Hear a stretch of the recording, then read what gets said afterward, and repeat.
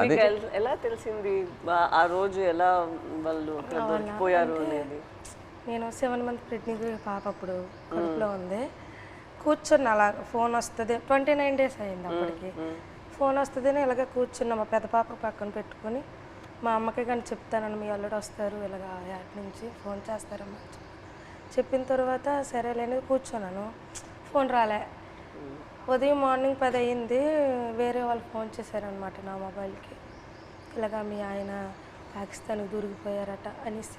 వేరే వాళ్ళంటే ఎవరు ఫోన్ చేశారు? అదే గుజరాత్ నుంచి. మా ఊరు నుంచి వలస వెళ్ళారు కదా, అక్కడి నుంచో ఒక బోటు జట్టికి వచ్చింది. వీళ్ళు దొరికిపోవడం చూసిన బోట్ అది.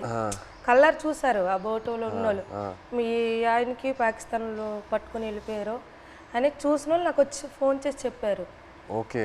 చెప్పిన తర్వాత అవును అన్నట్టు అసలు ఏడుపు కూడా రాలేదు, అలా కన్నీళ్ళు ఇంకిపోయేవి. ఎలాగా పాకిస్తాన్ అంటే మామూలుగా చిన్నప్పటి నుంచి పాకిస్తాన్ అంటే ఏదో భయం మాకు అనమాట. చిన్నప్పటి నుంచి పాకిస్తాన్కి మనకి యుద్ధాలు ఏదో వినేవారు, అలాంటప్పుడు పాకిస్తాన్ అంటే భయం మనకి.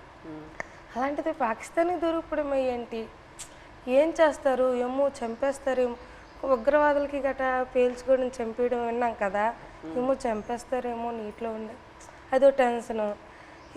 అలాగా కూర్చొని అందరం ఫ్యామిలీ మొత్తం ఏ ఊర్లో వాళ్ళు సంబంధించిన వాళ్ళు, మా ఊర్లో అయితే 7 ఉన్నారు మా పంచాయతీలో సంబంధించిన.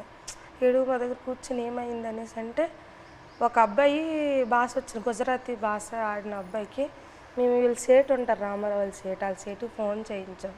అడగండి ఒకసారి ఏమైంది ఆ సీటుకి అంటే, వాళ్ళు ఫోన్ చేసి అడిగారనమాట ఏమైంది, ఆ పాకిస్తాన్ వాళ్ళు పట్టుకెళ్ళిపోయారంట, ఏమైంది సేట్ అని అడిగితే అతనేమో పట్టుకుని వెళ్ళిపోయారు, నీటిలో ఉంచారని చెప్పారు. ఇంకా మాకైతే ఎలాగ వస్తారు అనేసి, ఎలాగ ఆలోచించాలి, ఎక్కడికి వెళ్ళాలి, ఎలాగ తీసుకురావాలి అనేసి ఒక ఎమోషనల్ అయితే మామూలు కాదు.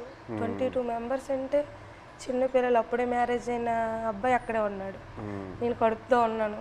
2 పిల్లలు, ఒక భర్త దొరికిపోయిన ఆవిడ కూడా ఇంకా ఆ బాధ వేరే. 2 బిడ్డలు, ఒక భర్త అంటే ఇంకా ఆ ఎమోషన్ అయితే ఇంకా వేరే.